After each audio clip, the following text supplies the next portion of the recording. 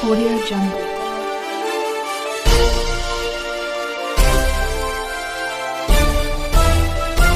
Audio Jungle.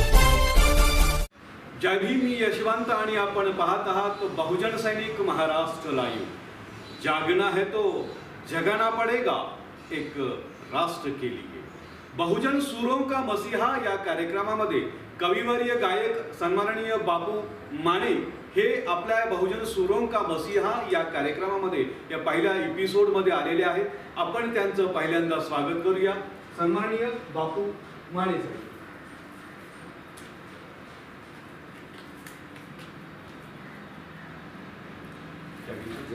तसंच या कार्यक्रमामध्ये त्यांना सहकार्य म्हणून ते पण गायक आहेत, चांगल्या पद्धतीचं ढोलक वादक आहेत आणि आणखी काही गोष्टी त्या इन्स्ट्रुमेंटमध्ये ते संगीतकार देखील आहेत। अशा पद्धतीचं गोरख कासिफ हे देखील आलेले आहेत। आपण या बहुजन सुरों का मसीहा या कार्यक्रमामध्ये त्यांचं देखील आपण स्वागत करूया।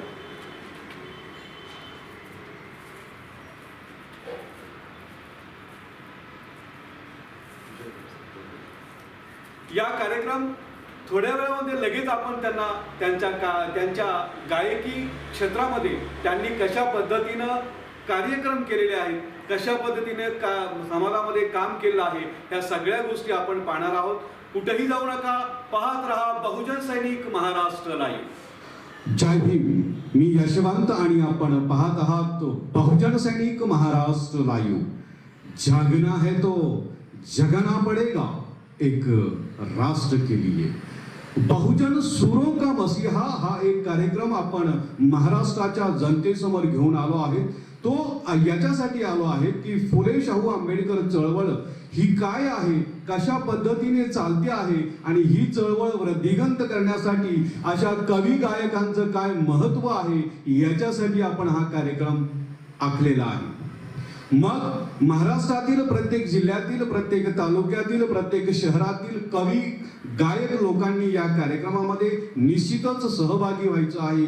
आम्ही बहुजन सैनिक न्यूज चॅनलच्या माध्यमातून प्रत्येकाला विनंती करतोय की या कार्यक्रमामध्ये आपण जास्तीत जास्त संख्येने सहभागी व्हायचं आहे। अशाच पद्धतीचा आपण अनेक कार्यक्रम अनेक जिल्ह्यामध्ये जाऊन कार्यक्रम घेणार आहोत आणि निश्चितच या कार्यक्रमाला तुम्ही दाद देणारच आहेत, कारण या ठिकाणी चांगले दिग्गज कवी गायक आलेले आहेत आणि त्यांचे संगीत, त्यांचं गायन तुम्हाला आम्ही ऐकवणार आहे। नुसतं गायनच ऐकवणार नाही तर त्यांच्या विचाराच्या मध्ये काय आहे, फुले शाहू आंबेडकरांचे खरे विचारसरणी काय होती हे दाखवण्यासाठी आम्ही या ठिकाणी या बहुजन सुरों का मसीहा या कार्यक्रमाच्या माध्यमातून खरी चळवळ कशी वृद्धिंगत करायची या गोष्टीसाठी आपण हा कार्यक्रम चालू केलेला आहे। गेल्या अनेक महिन्यापासून हा कार्यक्रमाची आपण प्रॅक्टिस करतो आहे। महाराष्ट्रातल्या प्रत्येक जिल्ह्यामध्ये आपण प्रत्येकाच्या खेडेगावामध्ये देखील हा कार्यक्रम आपण आयोजित करणार आहोत। निश्चितच तुम्ही या कार्यक्रमामध्ये या। आजचा जो एपिसोड आहे हा आजचा एपिसोड आज आपण पिंपरी चिंचवड येथील नेहरू नगर या ठिकाणी आपण आलेला आहोत। या बहुजन सुरों का मसीहा म्हणजे जे ब्राह्मणवादी गातात आणि बहुजनांचे कलाकार गातात, याच्यामध्ये काय डिफरन्स आहे आणि याच्यातून बहुजनांच्या गायकामध्ये काय कला आहे, ही कला दाखवण्यासाठी हा बहुजन सुरों का मसीहा हा कार्यक्रम आपण आयोजित केलेला आहे आणि याच कार्यक्रमाचा एपिसोड आज आपण सुरुवात करतो आहोत। बहुजन सुरों का मसीहा आजच्या या कार्यक्रमामध्ये सन्माननीय कविवर्य गायक बापू माने साहेब या ठिकाणी आलेले आहेत। या व्यक्तींनी अनेक जिल्ह्यामध्ये जाऊन त्यांनी त्यांचे गाणे प्रकट केलेले आहेत। प्रत्येक ठिकाणी त्यांचा कार्यक्रम होतो आहे आणि त्यांच्या गाण्यासाठी अनेक ठिकाणातून त्यांना मागणी होत आहे। अशा परिस्थितीतून वेळ काढून त्यांनी आज आपल्या चॅनलवरती आलेले आहेत। आपण बापू माने हे जे काही कविवर्य गायक आहेत यांच्या गाण्याचा स्वाद घेणार आहोत आणि याच्यातूनच आपण त्यांची जी काही मनोवृत्ती आहे, मनातली जी काही वृत्ती आहे, चळवळीविषयी जी काही वृत्ती आहे, त्या विषयी देखील आपण मुलाखतीच्या माध्यमातून आपण जाणून घेणार आहोत। पाहूया बापू माने, कविवर्य बापू माने यांच्या गीतांचा कार्यक्रम। विश्वानंद परमपूज्य डॉक्टर बाबासाहेब आंबेडकर, छत्रपती शिवाजी महाराज, शाहू महाराज क्रांतीसूर्य महात्मा ज्योतिबा फुले, राजमाता जिजाऊ, सावित्रीबाई फुले, अहिल्यादेवी होळकर, माता भीमाई, माता रमाई या महापुरुषांनी महामातेला सर्वप्रथम तिरुवार वंदन करून मी आपल्या समोर एक वंदन गीत सादर करत आहे. कारण का धर्माच्या नियमाप्रमाणे आपण सर्वप्रथम धम्मवंदन करून सुरुवात कुठल्याही कार्याला करत असतो. सर्वप्रथम मी आपल्याला थोडक्यात वंदन गीत ऐकणार आहे. लक्ष असावं. बुद्धास वंदितो मी, धम्मास वंदितो मी, संघास वंदुया, अभिमास वंदितो मी.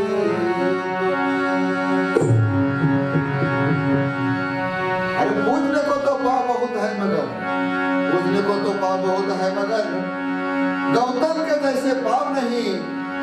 छाव तो बहुत देखी मगर पीपल के जैसी छाव नहीं. अरे गाँव तो बहुत देखे मगर महू के जैसा गाँव नहीं. राव तो बहुत देखे मगर मेरे भीमराव के जैसे राव नहीं. भीमराव के जैसे राव नहीं. वंदितो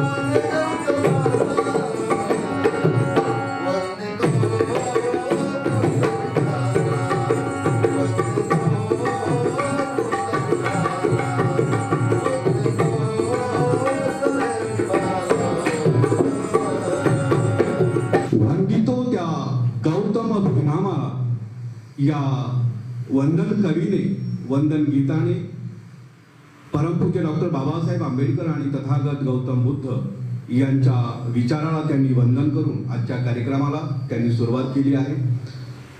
अनेक ठिकाणी त्यांचे कार्यक्रम असतातच, पण कशा पद्धतीनं ते प्रबोधन करतात याची चुणक आज आपल्या महाराष्ट्रातील लोकांना कळणार आहे. मला एक प्रश्न तुम्हाला विचारायचा आहे की तुम्ही या महाराष्ट्रातल्या लोकांना तुमचा जो परिचय आहे तो कशा पद्धतीने द्याल?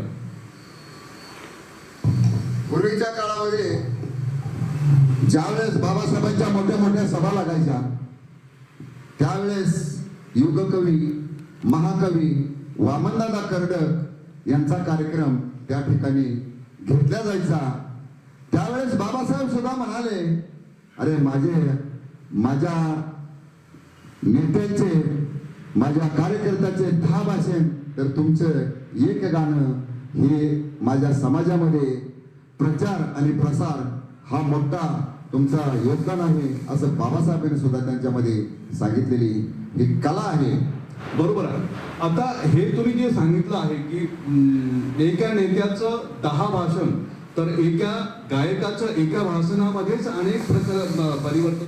ही गोष्ट अगदी चांगली, बरोबर, व्यवस्थित आहे. पण आता या परिवर्तनाच्या दिशेने जात असताना तुम्ही आमच्या महाराष्ट्रातील प्रेक्षकांना काय देतात, म्हणजे कोणतं गीत गातात? आता चांदण्याची छाया, कापराची काया, चांदण्याची छाया,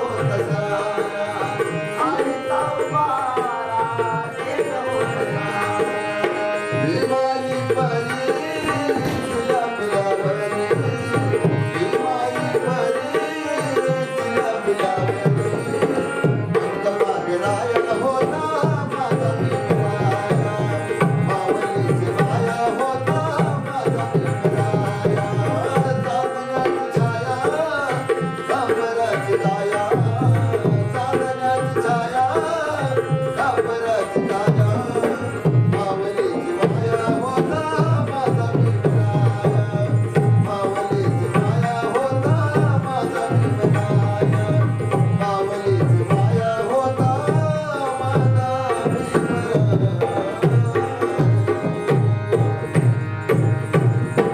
खूप छान पद्धतीने गायले तुम्ही आणि निश्चितच महाराष्ट्रातल्या लोकांना तुमचा हा आवाज, तुमची बोलण्याची पद्धत आणि समजावून सांगण्याची जी पद्धत आहे ती निश्चितच लोकांना आवडणार आहे.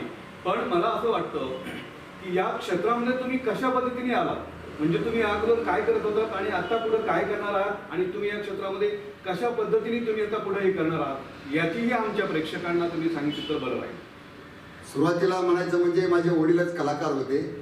या कलेमध्ये वारंवार त्यांचे म्हणजे चांगले मोठे कलाकार होते माझे वडील. त्यांच्या तमाशाचा फड पण होता वाव. आणि ते असे नाही का भजन कीर्तन असे छोटे मोठे कार्यक्रम करत असायचे.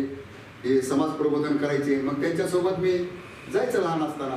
ते कधी कधी त्यांच्या ग्रुपमधून जसं आम्हाला त्यावेळेस वाहन वगैरे काय गाड्याची सोय नसायची, खेड्यात राहत होतो आम्ही. मग ते खेड्यामध्ये जत्रा वगैरे अशा म्हणजे ती चांगले कार्यक्रम असे मग तिथं चालत जायचे. त्यांचे काय मित्र वगैरे येऊन असते ती. तर ते चालत जात असताना मी लहान असल्यामुळे मला जरा नाकारायचे न्यायला. मग मी त्यांचा काय हट्ट सोडत नव्हतो की मला यायचंच. कधी कधी माझ्या वडिलांनी भयंकर मला मारायचे की तू येऊ नको बाबा, कारण का जंगलातून जायला लागायचं, काटे कुटेचा रस्ता असायचा. मग त्यांच्यासोबत काय मित्र असायचे ते म्हणायचे आमच्या वडिलांना मिस्त्री म्हणायचे. मग मिस्त्री म्हणायचे ते काय लोक म्हणायचे की दादाराव म्हणे त्यांचा खास मित्र होता. तो म्हणला मिस्त्री या लहान पोराला घेऊ नका, आपल्याला जरा ह्याच्यातून जायचं, जंगलातून काटे कुटेचा रस्ता आहे म्हणून तिकडं नागिरे पण जास्त असते आमच्याकडे. मग त्या वातावरणातून जावं लागेल त्यांना. मग एक वेळेस वडिलांनी लय मारलं. मी हट्ट जाणार, मी येणार म्हणजे येणार. तमाशाला जायचं होतं आम्हाला. नागोलगाव म्हणून गाव आहे आमच्याकडे सोमनाथ जिल्ह्यामध्ये. मग ते लय हट्ट धरल्यानंतर त्याने वडिलांनी माझ्या लय मारलं मला त्यांच्यासमोर. मग मी वडील मला मारत होते. मी लहान असताना मला लय राग आला. मी त्यांना शिवाय देत होतो. कोणाला त्या दादाराव वगैरे त्यांचे मित्र होते त्यांना. मग शिवाय देत असताना त्यांनी काय म्हणलं, मी काय हट्ट सोडला नाही, किती जरी मारलं तर. मग निघाल्या म्हणून वडिलांनी मला खांद्यावर घेतलं. चालायची कॅपॅसिटी नव्हती, मी लहान होतो. पुढे गेलं तर वडिलाला आमचे ती दादाराव म्हणायचे त्या मिस्त्री मुलाला मी घेतो खांद्यावर. मग परिस्थिती हसायची थोडीशी. मग ते काय म्हणले, बस बाबा तो आमच्या आई बहिणीचा लय उद्धार केलास, उपकार तुझे आमच्या म्हणजे हसायचा एक किस्सा झाला. मग त्या माध्यमातून आमची परिस्थिती थोडीशी नाही का, साहित्याचा तर लय मला शौक होता, पण साहित्य त्यावेळेस आम्हाला उपलब्ध नव्हते मिळत. आमच्या घरात एक छोटीशी सनई होती. मग त्या सनईला पिंपळाच्या पानाची पिंपणी करून आमच्या वडिलांनी दिली. आणि ती पिंपणी मी शेतात जरी गेलो तर ती वाजवायची. एखाद्या जत्रेमध्ये गेलं तिथं बासरी वाजवायचा नाद मला. बघा, माझ्या महाराष्ट्रातील प्रेक्षकाला हेच मला सांगायचं आहे की बहुजन समाजामधले जे कलाकार आहेत, हे कलाकार कशा पद्धतीने आपल्याला स्वतःला स्ट्रगल करतात आणि आताचे ब्राह्मणवादी मीडियातील माणसं स्वतःला कसं स्ट्रगल करतात. त्यांना कशी परिस्थिती असताना देखील त्यांनी आज या लोकांनी कसं स्ट्रगल केलं आणि आजची जे कलाकार आहेत, जे मणवादी मीडियामध्ये किंवा ब्राह्मणवादी मीडियामध्ये जे काही त्यांना प्रसाराच्या माध्यमातून त्यांना प्रसारित करतात, अशा कलाकारांचं आणि यांचं जर आपण तोडीसतोड बघितलं तर यांची मेहनत किती महत्वाची आहे. परिस्थिती बिकटची असताना देखील यांनी, साहित्य नसताना देखील नॅचरली पानाची पपई करून, पुंगळी करून त्याच्यातून त्यांनी ते कला शिकली. अशीच ही कला, अशाच या जे काही गायकी क्षेत्र आहे किंवा नाट्य क्षेत्र आहे किंवा तमाशा क्षेत्र असेल किंवा कोणतंही क्षेत्र असेल, अशा क्षेत्रामध्ये निश्चितच बहुजन समाज हा क्रांतिमय ठरलेला आहे. हेच आम्हाला या कार्यक्रमातून दाखवायचं आहे. पुढे काय सांगाल? त्यातून माझे वडील पण माझा छंद पुरवायचे. पण त्याने त्या काळामध्ये एक लातूर सिटी आमच्याकडे, पण त्याने एक पाईप आणला एवढा. मला बासरीचा लय नाद लागला. त्या ह्याच्यातून त्यांनी तो कुठल्या कारखान्यातून बनवला ती बासरी बनवून आणली मला त्या लोखंडीची. कारण का हे आपली बासरी तर बाजारात मिळतेच त्या पायाचे बासचे. पण त्यांनी तशा परिस्थितीतून मला ती बासरी बनवून आली.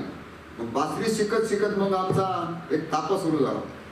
सनई बाजा म्हणून तापा होता. त्यातून मला साहित्य आमच्या वडिलांनी उपलब्ध करून दिले आणि तिथे एक इपूरका म्हणून गाव आहे, त्याच्यामध्ये गणपत बाबा त्याला बाबाच म्हणायचो आम्ही. मग ते सूर वाजवायचे, माझे वडील ढोलकी वाजवायचे आणि मी सनई तापा, म्हणजे आम्ही लग्न वगैरे असे कार्यक्रम आम्ही तिघातच करायचा कार्यक्रम. म्हणजे हे कार्यक्रम जे माझ्या मनामध्ये रुजत गेलाय कला. मग इथून पुढं काय कारणास तुम्ही पुण्याला आल्यानंतर मग इथं थोडं थोडं नाही का आम्हाला साहित्य नसायचं. इथं मी नाही का बाबासाहेबांचे पद वगैरे काय फिल्मी गाणे वगैरे म्हणायचे. फिल्म बघायचं तर लय नाद मला. एक वेळेस यादव की बारात पिक्चर लागला, जुना पिक्चर. मला आता हे पिक्चर आल्यानंतर परत येतो का नाही. आता ही परिस्थिती होती, बस वगैरे आमच्याकडे 6 वाजता बंद व्हायचं.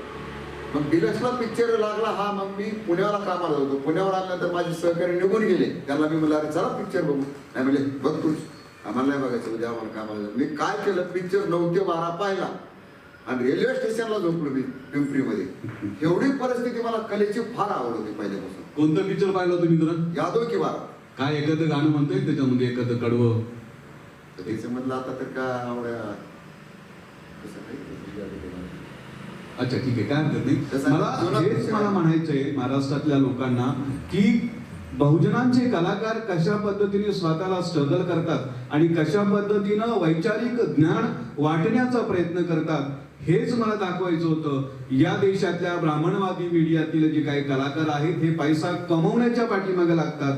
पण असे माणसं पैसा कमवण्याच्या पाठीमागे न लागता समाजामध्ये काय परिवर्तन करता येईल या दृष्टिकोनातून हे माणसं काम करतात. ही गोष्ट सगळ्यात महत्वाची आहे. या गोष्टी घ्या तर आपल्या तुमच्याकडनं आम्ही माहिती बरीच काही घेणारच आहोत. पण याच्यानंतर आमच्या ह्या महाराष्ट्रातील प्रेक्षकांसाठी काय गीत गातात तुम्ही? आता एक गीत आईवरती एक गीत गाण्याचा प्रयत्न करत आहे. कारण का आज काय परिस्थितीतून आमच्या माता भगिनी कष्ट करतात. त्यांचा हेतू असतो की माझा मुलगा शिकला पाहिजे, कुठेतरी पदवीधर झाला पाहिजे, कुठेतरी छोटी मोठी नोकरी गव्हर्नमेंटची मिळेल म्हणून त्याने अतोनात प्रयत्न करतात मुलाला शिकवण्यासाठी. पण मुलं काय म्हणते, आई मुलाला काय उपदेश करते ते एक सांगण्याचा प्रयत्न करतात. जीवनातला या तुझ्या सावलीची आई म्हणते मुलाला, आणि मुलाला सांगत आहे ती जीवनातला या तुझ्या सावलीची नको दुर्दशा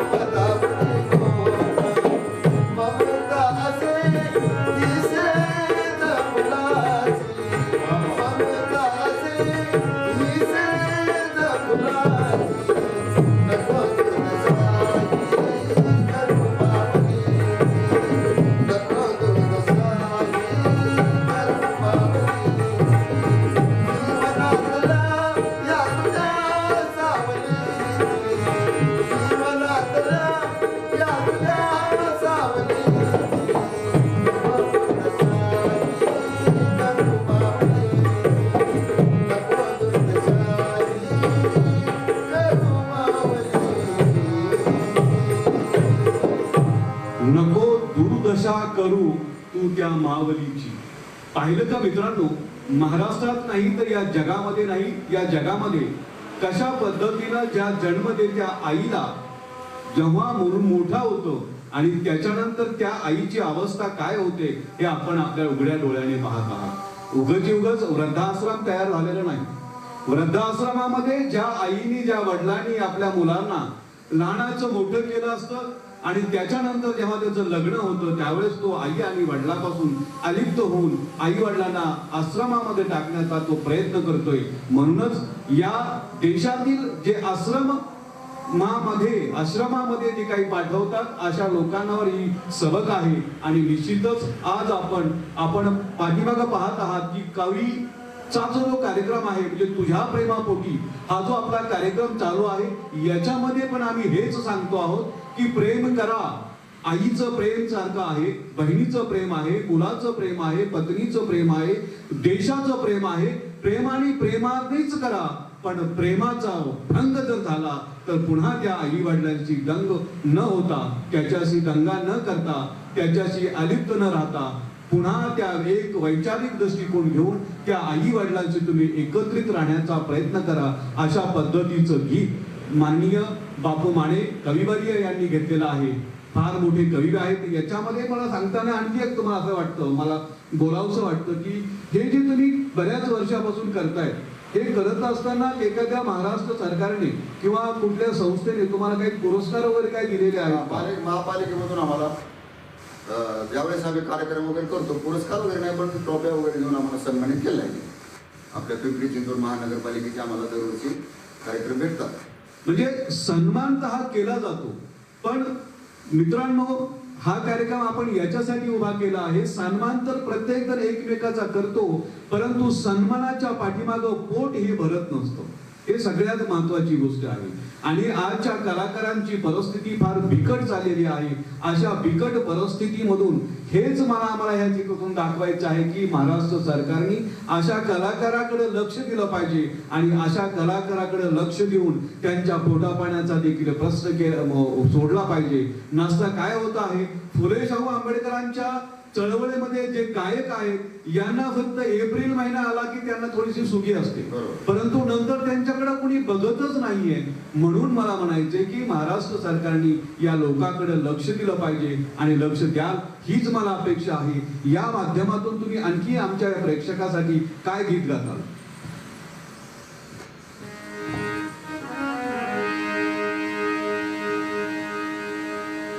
ज्यावेळेस पूर्वीच्या काळी महिलांनाच काय पण आम्हाला पुरुषांना सुद्धा मागासवर्गीयाला शिक्षणाची फार बंदी होती. तसं पाहिलं गेलं तर आज देशामध्ये बाबासाहेब सिम्बल ऑफ नॉलेज म्हणजे सगळ्यात विद्यार्थी हुशार त्या सुद्धा बाबासाहेबांना शिक्षणाची अडचण आली आणि त्यांना शाळेच्या बाहेर बसून शिकावं लागत होतं. एवढं करून क्रांतीसूर्य महात्मा फुले आणि सावित्रीबाई फुले यांनी महिलांसाठी शाळा काढली. कारण का या अगोदर फक्त चूल आणि मूल हेच होतं. मग ती श्रीमंताची महिला असो किंवा गरीबाची असो किंवा कुणाचीही असो, पण तिला चूल आणि मूल. त्या काळी त्यावेळी लहानपणी लग्न व्हायचे. लग्न झाल्याच्या नंतर जर त्यांचा पती वारला तर त्यांना चित्त जाळलं जायचं त्यांच्या चित्तेमध्ये. म्हणून त्यावेळेस पती मेलेवर ती जायची सती. पण ह्या बाबासाहेबांनी आणि छत्रपती शिवाजी महाराजांमुळे आज त्यावेळेस जायची सती त्या झाली देशाची राष्ट्रपती. पुन्हा शिक्षण घेतलं. काय म्हणतात, अरे फुल्यांनी जर का शिकवलं नसता सावित्रीबाईला, फुल्यांनी जर का शिकवलं नसतं सावित्रीबाईला, पण सुखाचे दिवस आले नसते.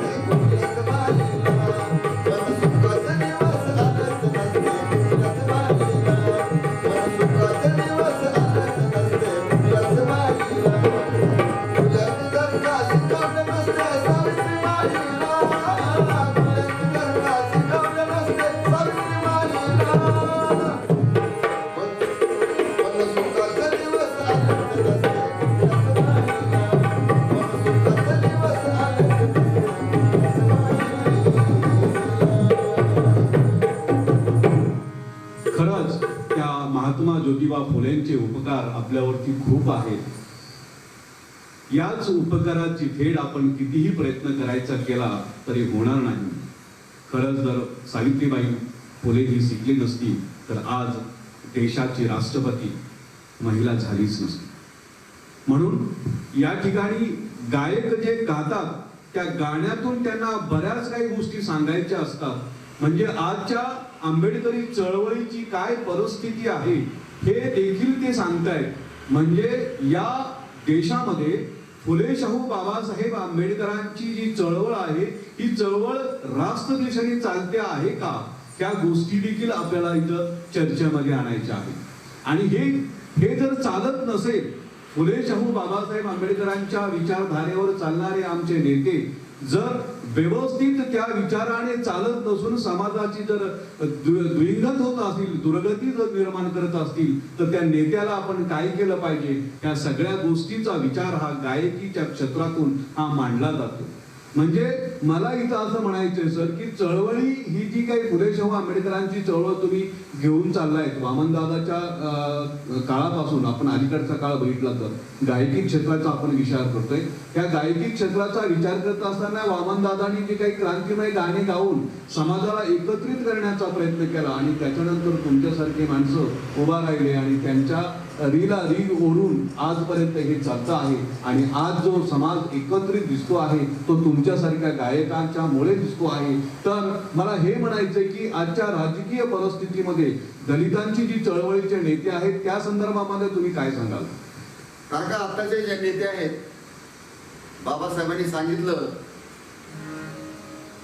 की शिका, संघटित व्हा आणि संघर्ष करा. कशासाठी करा की माझा समाज फार विखुरलेला आहे आणि अशिक्षित आहे, त्यांना सुज्ञ करण्याची हे तुम्हीच कार्य करू शकतात. तर त्यावेळेस तर मला काय सांगता येतं, पण आताच्या आपल्या परिस्थितीमध्ये नेते आज स्वतःच्याच पोटावर दाळ वाढण्याचं काम करत आहेत. जे काय जे रंजले गांजले आहेत त्यांच्याकडे दुर्लक्ष करून स्वतःच्याच माड्या घोड्या घेऊन फिरत आहेत. आणि जे आपले मागासले म्हणजे परिस्थितीनं जे माग आले ते तसेच होरपळत चाललेले आहेत. समाजाने आमच्याकडे दुर्लक्ष केलेलं आहे. जे बाबासाहेबांनी सांगितले विचार ते आमच्यापर्यंत पोहोचून देत नाहीये. अशी परिस्थिती आजकालच्या पुढाऱ्याने. अगदी बरोबर आहे. त्या संदर्भामध्ये काय घाल तुम्ही आता?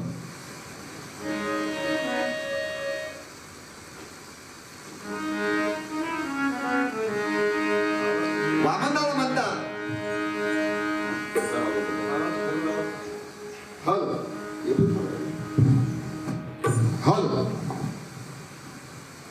हर तुझ्या हाती तुंबले तुझ्या हाती साय.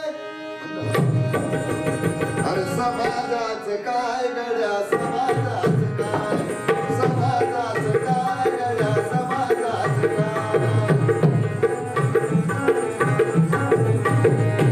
तुझ्या हाती आहे गड्या समाजाची नाडी. अरे राह्याला गाडी तुझ्या, राह्याला गाडी तुला फिरायला गाडी. राह्याला गाडी तुला फिरायला गाडी. अरे काय तुझा धंदाचा आहे तरी काय, समाजाचं काय गड्या समाजाचं काय, समाजाचं काय गड्या समाजाचं काय. अगदी बरोबर आहे. समाजाचं काय? बघा, गायकी क्षेत्रामध्ये परिस्थिती बेकार असताना देखील समाजामध्ये परिवर्तन करण्यासाठी हे माणसं अहोरात्र झटतात. स्वतःच्या घराकडे न बघता समाजामध्ये परिवर्तन होण्यासाठी गायकी क्षेत्रामध्ये येऊन समाजामध्ये परिवर्तन करण्याचं मोठ्या पद्धतीने काम करतायत. आणि त्याच्यातूनच म्हणतायत की जर आजच्या नेत्याकडे गाडी आहे, माडी आहे, घोडी आहे, सगळ्या गोष्टी आहेत, पण वेड्या ह्या समाजाचं काय तू विचारलायस, अशा पद्धतीचं प्रबोधन आज बापू माने यांच्या माध्यमातून आज आपल्याला पाहायला मिळालंय. म्हणून महिलांच्या संदर्भामध्ये पण भरपूर काही असं काही बोलता येतं आणि त्याच गोष्टी हे क्रांतिमय गाण्यातून ते म्हटलं जातं. म्हणून आजच्या या गाण्यामध्ये आणखी तुम्ही काय सांगणार आहात?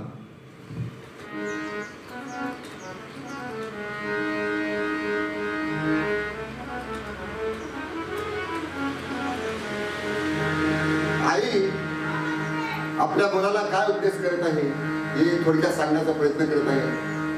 कारण का आई ते काय म्हणते, तू भीमासारखाच हो शिकून सोडून. भीमासारखाच का हो म्हणजे? कारण का पंडिताचा पंडित आमचा झाले बाबासाहेब आंबेडकर. कारण का त्यांना वर्गाच्या बाहेर बसून शिकवावं लागत होतं. आज आमच्या मुलांना सगळ्या सुविधा असून सुद्धा मुलं आमची शिकत नाही. आज आमचे आई वडील धुणी भांडी करून त्यांचे हाऊस मौज, त्यांना गाडी पाहिजे गाडी देतात, सर्व काही देतात, चांगले चांगले कपडे देतात, तरी सुद्धा आमची आज पिढी शिकत नाही. पण त्या काळी त्या आई काय म्हणते ऐका, आई म्हणे लेकराला रे कुलदीपा ओ भीमा सारखा, भीमा सारखा. आई म्हणे लेकराला रे कुलदीपा भीमा सारखा, भीमा सारखा, ओ भीमा सारखा, ओ भीमा बघा हो भीमासारखा. आई आई हा शब्द आला की डोळ्यातून पाणी येतं. म्हणून कवी साळवे असं या ठिकाणी म्हणतात, एक गाणं म्हणतात. त्यांचं गाणं मला जरी मी गायक नसलो तरी मी म्हणण्याचा प्रयत्न करतो. त्यांनी म्हटलं आहे बघा, तुम्हाला ताल देता येतो का? चालला पुढे झेंडा निळा, उठी ग सरू माय हाती घे विळा, या बांधवासवे या बांधवासवे आज चल होरणी, आज चल होरणी, आज चल होरणी, आज चल होरणी. चालला पुढे झेंडा निळा, उठ ग सरू माय हाती घे विळा, या बांधवासवे या बांधवासवे आज चल होरणी, आज चल होरणी, आज चल होरणी, आज चल होरणी. जबरी छळणाऱ्यांना तुम्ही वाडामध्ये गाडा, जबरी छळणाऱ्यांना तुम्ही बांधीमध्ये गाडा, थोडा पोट हाताळीचा रत्याची दाडा, थोडा पोट हाताळीचा रत्याची दाडा. येऊ द्या नाचिडा, येऊ द्या नाचिडा, वाहता निर्मिड, आज चल होरणी, आज चल होरणी, आज चल होरणी, आज चल होरणी. म्हणजे मला या गोष्टीमध्ये इथं दिसायचं आणून दाखवायचं आहे की आमच्या महिला देखील रणांगणामध्ये जात आहेत आणि रणांगणामध्ये जाऊन या समाजामध्ये कसं परिवर्तन होईल या गोष्टीचा विचार करून या समाजामध्ये काम करतायत. अशा अनेक भगिनी आहेत की त्या समाजासाठी मृत्यू पावलेल्या आहेत. अशाच पद्धतीचं आपण आणखी माहिती घेणार आहोत या कार्यक्रमामध्ये. आता पुढचं गाणं तुम्ही कोणतं घेणार आहे? बघा आमची परिस्थिती काल कशी होती आणि आज बाबासाहेबांमुळे आज आम्ही कुठे गेलो आहोत ऐका.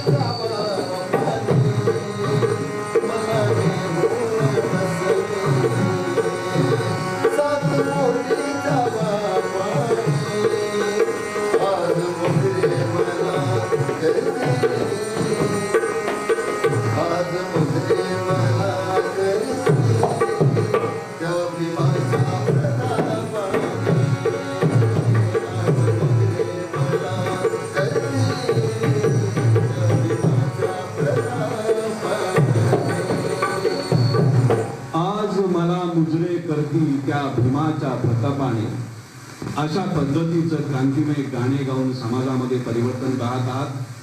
कुठेही जाऊ नका, पाहत राहा बहुजन सैनिक महाराष्ट्र लाईव्ह.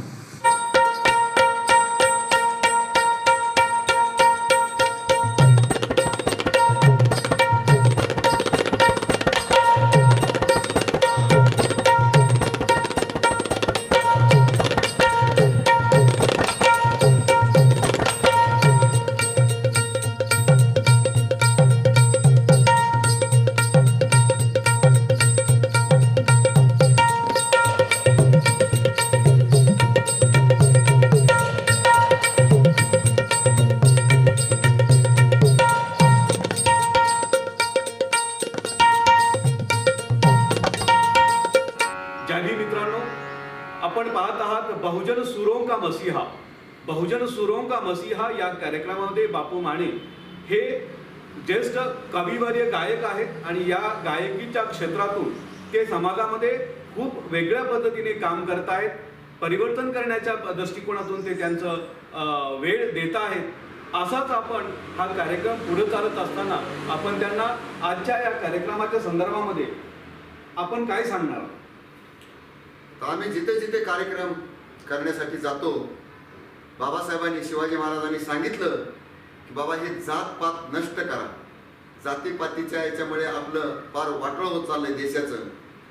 शिवाजी महाराजांच्या स्वराज्यामध्ये सुद्धा सगळ्या जातीचे मावळे होते. आता आपण म्हणतो की हिंदू मुस्लिम हे सुद्धा चांगल्या पद्धतीने त्यावेळेस राज्य करत होते. त्यानंतर बाबासाहेबांनी सुद्धा संविधानामध्ये त्यांचाच आराखडा घेतलेला आहे, आढावा घेतलेला आहे. म्हणून एक शिवाजी महाराज आणि बाबासाहेबांवर गीत गाण्याचा प्रयत्न करत आहे का?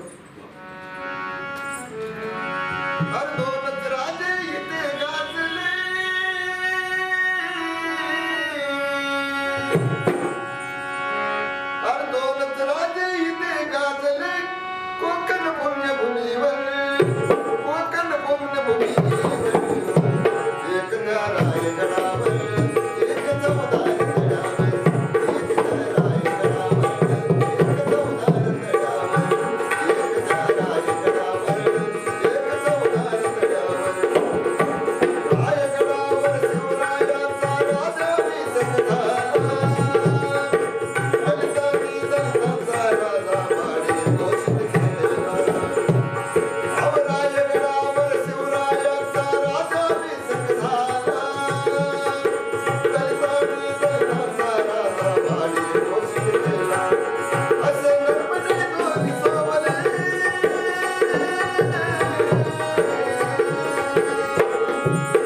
असे नर्मदे दोन्ही सोवले दोन्ही वीर बहादर. असे नर्मदे दोन्ही सोवले दोन्ही वीर बहादर. एकदा रायगडावर एक चौदार तळ्यावर, एकदा रायगडावर एक चौदार तळ्यावर, एकदा रायगडावर एक चौदार तळ्यावर. एक त्या रायगडावर एक त्या चौदार तळ्यावर.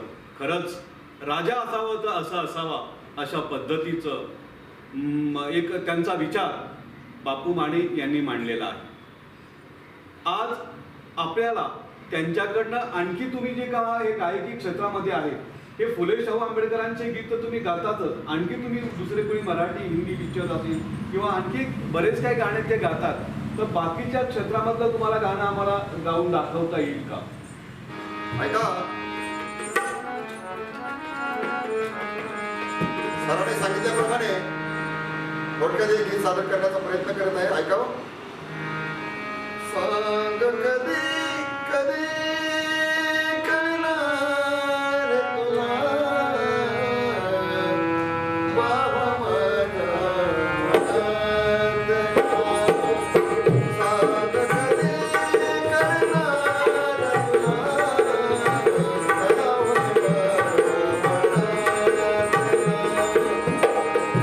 सांग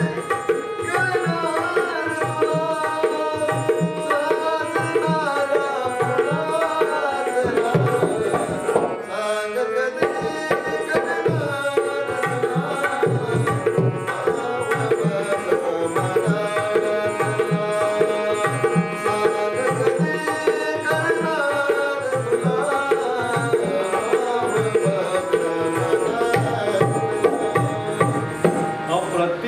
हे गीत त्यांनी गाऊन दाखवलंय. वेळ आपल्याकडे कमी आहे आणि कमी वेळामध्येच आपण त्यांच्याकडनं बरेच काही गाणे म्हणवून घेणार आहोत.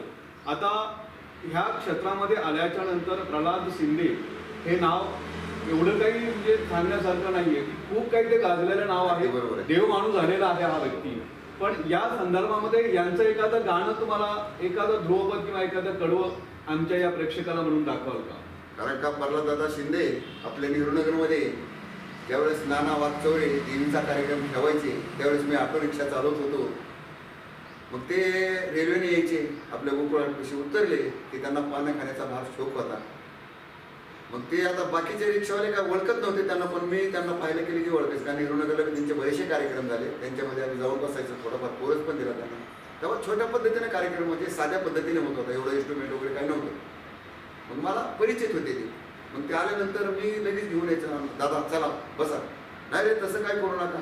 किती त्यांचा स्वभाव बघा. ते काय म्हणायचे, नाही रे बाबा नम्र नाही, उगं तुमच्यामध्ये भांडणं नको लावू पाहिजेसाठी. नाही दादा बसा तुम्ही. नाही पण मला पहिलं पिंपरीमध्ये जायचं, मला पान सुपारी वगैरे काय त्यांचं असं ते घ्यायचं. म्हणजे चला आपल्या नेहरूनगरला मिळेल. नाही मला इथंच घ्यायचं. त्यांच्या ओळखी पण होते तिथं. मग त्याला तिथं घेऊन जायचं, त्यांचं काय साहित्य घ्यायचं, मग पुन्हा घेऊन इथं आणून सोडायचं. मग त्यांना म्हणलं ना दादा पैसे नको. काय बरं असं नाही, तुमचं पोट कशावर चालतं असे दादा म्हणायचे. फार म्हणजे प्रेमळ म्हणायचे दादा. ते माझे परिचित चांगले होते. काय होत नाही चला.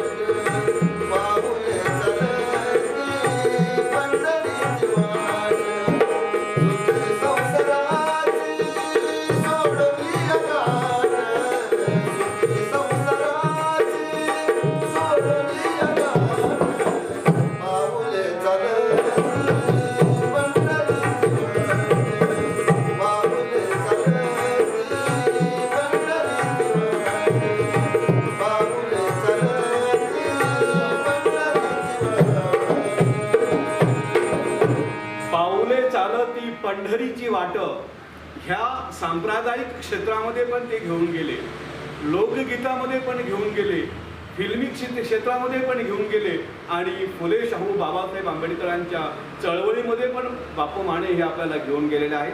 त्यांनी शेवटचं गाणं काय गायलं की पावले चालती पंढरीची वाट.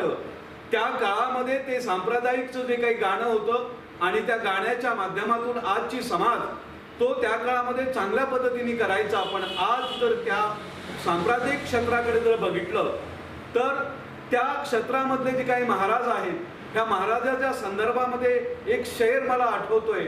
आता त्यांनी सांगितलं पावले चालती पंढरीची वाट. तेव्हा जेव्हा महाराज स्टेजवरून गात असतो किंवा त्याचं अभिनय करत असतो किंवा गवळण गात असतो, अभंग गात असतो किंवा प्रवचन करत असतो त्यावेळेस त्याची नजर मात्र काय असते, त्याचा विचार काय असतो हे आमच्या एका कवीने म्हटलं आहे. तो म्हणतो आहे, हरी हरी ही गोष्ट नाही बरी की बुवा कीर्तन करी की त्याची नजर पोरीवरी. अर्थात मला ही गोष्ट सांगायची आहे की कीर्तन करत असताना सांप्रदायिक मध्ये तुम्ही कीर्तन करत आहात, निश्चितच समाजाच्या दृष्टिकोनातून तुमचं प्रवचन असलं पाहिजे. परंतु आजच्या परिस्थितीमध्ये हे प्रवचन होत नाहीये, हीच खंत या ठिकाणी आपल्याला मांडायची आहे. आणि शेवटचं गीत आपण त्यांच्याकडून आपण गाऊन घेणार आहोत. आणखी दादांचंच गीत गाणार आहे मी, प्रल्हाद दादांचं.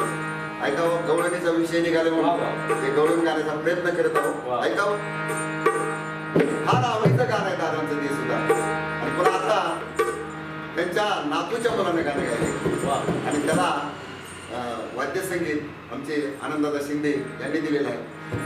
थोडक्यात गाण्याचा प्रयत्न करत आहे. मी पण या लहानपणी मला काही कळत नव्हतं त्या गाण्याचा अर्थ, तरी सुद्धा गुणगुणायचं गाणं. त्या गाण्याचा अर्थ मला काहीच कळत नव्हता त्यावेळेस लहानपणी. तेव्हापासून मी गाणे गायचे, पिक्चर तमाशी ज्यावेळेस गावाकडे गायचे, गवळणी वगैरे लावण्या वगैरे ते म्हणायचे, पण त्याचा अर्थ कळत नव्हता.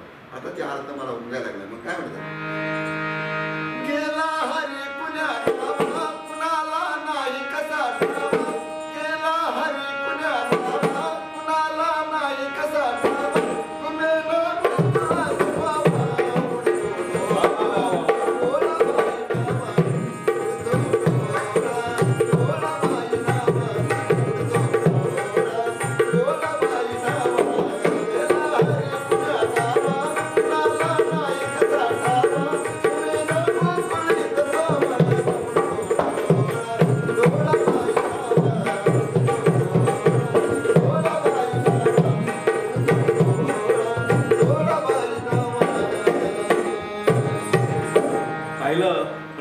शिंदे नाव जरी ऐकलं तर मनाला शहारे, अंगामध्ये शहारे येतात आणि त्यांचं गीत ह्यांनी या कार्यक्रमाचं शेवटचं हे गीत आपण ऐकलं आणि तुमच्या मनामध्ये नक्कीच एक झणझणी निर्माण झाली असेल. तर तीच झणझणी प्रत्येक महाराष्ट्रातल्या जिल्ह्यामध्ये हे निर्माण करण्याचा प्रयत्न करत आहेत. वेळ खूप होतोय, माझा कॅमेरामॅन म्हणतोय की वेळ होतो आहे, पण आपण शेवटचं जे काही बहुजन सुरों का मसीहा या कार्यक्रमामधलं शेवटचं गीत आपण आता त्यांच्याकडून ऐकून घेऊ. वामनदादाचं गीत सादर करत आहे. कारण का नेते पुढारी सुद्धा भाषण करताना हे थोडक्यात गुणगुणत असतात. पण काय तर मला ऐकावं. भीमा तुझ्या मताचे जर पाच लोक असते, भीमा तुझ्या मताचे जर पाच लोक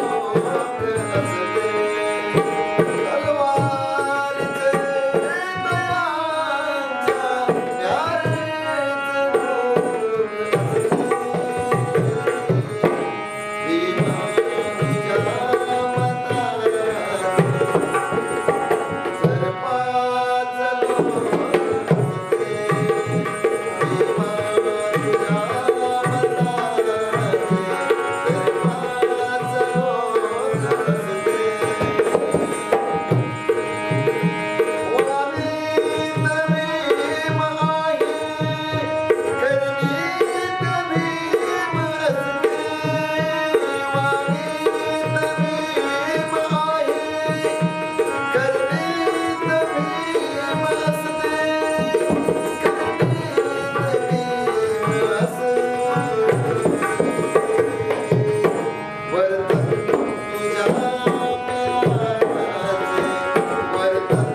दयांच्या प्यारेचे रूप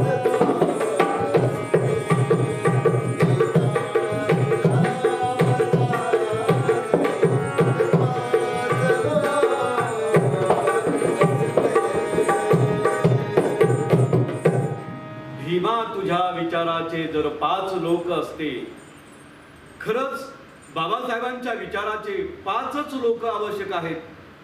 खंडीवर असले काही उपयोगाचं होत नाही.